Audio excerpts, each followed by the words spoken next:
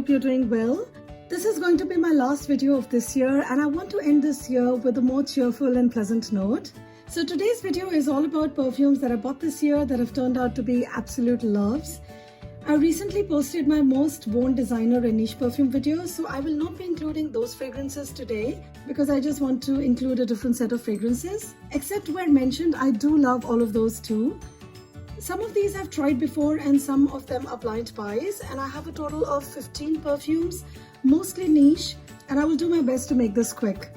So if you're interested in something like that, please keep watching. Before we start, I just want to take a moment to thank all of you who watch my videos and who are subscribed, who've been with me a long time, and those of you who are new. Thank you so much for your support. It means a lot to me. I love hearing from you all and the discussions we have because I learn so much from you. And if you're not subscribed, please do consider subscribing and press the notification bell so you won't miss any videos. So let's start.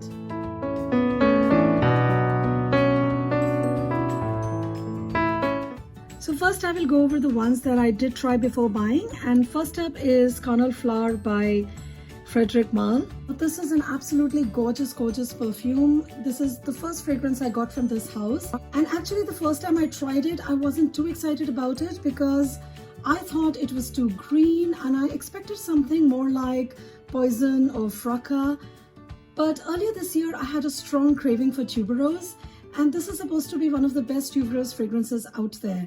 So I thought of giving it another try and I decided to get a travel spray, but it arrived broken and it smells so good. I kept the packaging for a couple of months and it continued to smell really fantastic. My whole house smelled of it, and so I knew I would need a bigger bottle of this.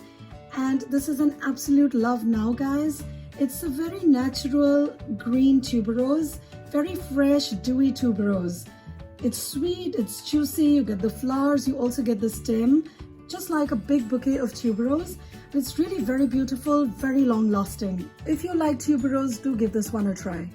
Next is Joyeuse Tuberose from Guerlain. This is absolutely stunning. This is another tuberose fragrance but with a dominant lily note. I get more lily than tuberose in this one, but it's still quite beautiful. It is almost like a mix of Cassier's Baiser Volé and Carnal Flower, but maybe 80% Baiser Volé.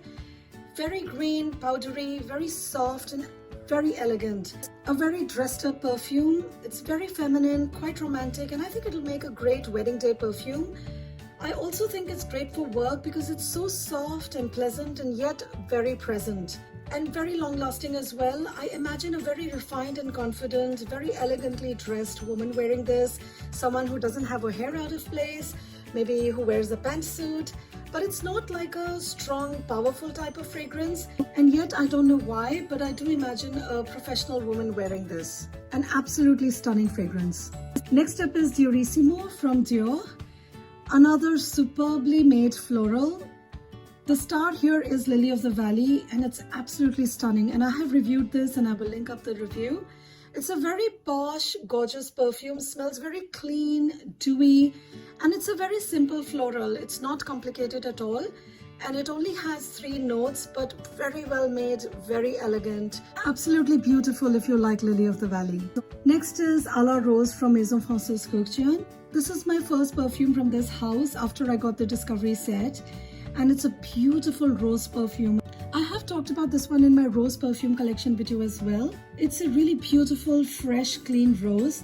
It starts out quite crisp and sharp and then turns to a lightly creamy but very musky rose. And I usually don't like musk, but this one works very well on me, and it's very refined, beautifully blended, very long lasting. I get almost 8 hours on skin and I don't need too many sprays. And I think it's an all year everyday perfume in my opinion. Absolutely beautiful. Next up is Ombre Nuit from Maison Dior. Now this was on my perfume wish list, so I was so excited to get it. It is the first one I have from Maison Dior, and it is also my first amber perfume. I mean, I do have other perfumes that have amber, but this is the first time I actually sought an amber perfume. And I'm totally wowed by this one. It's a very beautiful, spicy, ambery perfume, very intense, very warm, very cozy, a perfect winter perfume. And I don't know if you can tell or not, but I have really been enjoying wearing this one. Next up is an old classic and is Joy from Jean Patou. So guys, this one has been officially discontinued, which is so sad because it's such a historical masterpiece. It was launched during the Great Depression, and despite the economic crisis at that time, this was the most expensive perfume made, and it helped the house survive even the depression. This was awarded the scent of the century, beating even Chanel No. 5. So you can just imagine how beautiful this is. It's a lovely jasmine and rose fragrance, very green and crisp and sparkling perfume, very refined and luxurious. And I just love how it oscillates between rose and jasmine on me. So beautiful this one is. I am thinking of getting some backup bottles of this one before it disappears altogether. Next is 24 Faubourg from Hermès. I have done a full review of this one. This is an absolutely gorgeous, elegant, stunning floral chypre. It starts out very green and mossy, and I absolutely love the chypre opening. And then it turns into a very shiny floral. And the dry down is a very warm, creamy amber and sandalwood. It smells very rich and classy, very opulent, and it changes throughout the day, which I absolutely love. And it's a very nice, radiating perfume. It's like something you'll wear to the opera, very dressed up and elegant. The bottle is gorgeous, the perfume is outstanding. It's a winner. Next up is YSL Libre Intense. Now this one took me by surprise, as it's not the kind of perfume that I usually get drawn to or even like, but I have been really enjoying this. It's warm, cozy, smells quite a bit like the original in the opening, and I get orange blossom and lavender, and it stays like that for a long time. In fact, at first I thought there wasn't any difference between the two, but then this one warms up as I wear it, so I really like the transformation. Very bright and floral initially, and then it turns into a creamy, soft vanilla. And the vanilla here is quite well done, doesn't turn stale or bitter or like a Bath & Body Works product. It's very nice actually. Now moving on to fragrances that were blind buys, and first up is Maison Francis Kurkdjian's Grand Soir. This was also on my wish list and in my haul video. So at first I thought I was going to regret getting it because the opening is very masculine, and I was happy that I got only the travel sprays. But with time I have come to enjoy it, and the opening doesn't bother me anymore. And also because I know what follows is absolute gorgeousness. Now I wish I had got the bigger bottle because I have already used this one up quite a bit. It's a very luminous amber vanilla fragrance, very beautifully done, absolutely stunning this one is. It's slightly warm and cozy, a bit resinous as well, and it's absolutely stunning to wear in the winter. Next up is Bal à Versailles from Jean Desprez. Now this one is a classic. It's a beautiful, sweet, floral, animalic fragrance. Very smoky, resinous and ambery as well. And actually it's the amber in this one that made me want to try more amber fragrances. And it's because of this one that I got Grand Soir and Ombre Nuit. This one smells quite vintage, so it may not be for everyone, but it's very long lasting, a little goes a long way, and it's very strong. And you can see I have really been enjoying wearing this. A very beautiful fragrance if you like floral, animalic, oriental fragrances. Next up is another classic, and it's L'Heure Bleue from Guerlain. Now this is a perfume I don't know why I waited so long to get. It evokes so much in me. I haven't worn a lot of it, which is surprising considering how much I love it. But I feel that the decision lies with the perfume. I wear it when it wants me to wear. Does that make any sense? And I think that's why I've not been able to review it, because honestly, I haven't worn it that much. So many times I've looked at it and I wish it would call my name, but I have to wait. And when I do wear it, I am so captivated by it, so moved that I don't take any notes and I just want to enjoy the perfume. I usually do take notes for days and weeks when I'm trying perfumes for a review, but this one has a very different effect on me. And every time I wear it, I just want to fill my bathtub full of this one and just soak in it.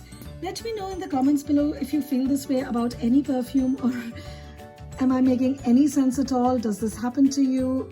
Even if you love a perfume, you find yourself not wearing it, not because you're saving it, but because you feel that it's not calling your name. So bizarre, but that's the only way I can describe how I feel about this one and how I wear this one. Next up is another masterpiece from Dominique Ropillon for Frédéric Malle. I will definitely need a full bottle of this one. This is absolutely outstanding, guys. This one was love at first sniff for me. It's a very green, mossy, woody perfume. It's like wet wood in the forest, and not like wet rotting wood, but like freshly chopped wood that's been soaked in rainwater. It's very earthy, like mud. And the opening has a lot of rose, but it doesn't smell like any of those very typical rose patchouli fragrances. In fact, in the opening, I also get oud, although there is no oud in this one. So it turns out this one has some notes that when combined together do smell like oud, even though the fragrance may not have oud. And I also get leather and some kind of industrial smell. And I usually don't like either of them, but it works beautifully in this one. It's very animalic and quite a turn-on kind of a fragrance for me. Very strong, dark, long-lasting. It's absolutely stunning. Have you tried this one? Do let me know what you think of it. Next up is Insolence from Guerlain. Now this one is a complete opposite of Promise. This is a very soft, pretty perfume. And I don't know how I could have disliked this one. It's quite similar to a discontinued fragrance from Guerlain, which is Après l'Ondée. Although this one is much simpler and slightly fruity, but I don't get much fruitiness except in the opening. On me, this one is a very sweet, powdery violets perfume. It's a very easy grab, long-lasting fragrance and quite affordable as well. In fact, I like this one so much I got another bottle of this. Next up is a classic and it's Cabotin de Crais. This one is such a pretty discovery. It's a very light, airy, beautiful floral. It's a perfect spring and summer perfume and it was love for me at first sniff. It's a very cheerful, very feminine perfume and it's a very light tuberose fragrance. It smells like a much lighter version of Dior's Poison. It's a very green, powdery, woody tuberose. Very light and very easy wearing. And I really look forward to wearing this in spring. And the last one I have here is Songe from Annick Goutal. Now this is a very beautiful tropical frangipani fragrance. The vanilla here makes it so creamy and radiant and very bright. It's almost like you're on a beautiful tropical beach. This one also has tiara flower and I'm wondering if this smells anything like terracotta. I did smell terracotta a long time back. I do see some similarities, but I'm not sure if I would need both and I'm wondering if I need both. And I have been on the hunt for terracotta for quite some time, but after I got this, I'm not really sure if I really want to continue looking for that one and get it, because I think the two of them are similar, if not exactly the same. Do let me know if you have tried both of them. What do you think? Are they similar, or you can have either one of them, or do I need to have them both? I'd love to hear from you. This was also love at first sniff for me, and I am really looking forward to wearing it this spring and summer. So those were my best discoveries for this year, guys. Let me know what you think of them. What are your perfume discoveries of this year? Please give this video a thumbs up if you liked it and subscribe to my channel. And I wish you all a very happy new year. Have fun and be safe. I'll see you next year. Bye bye.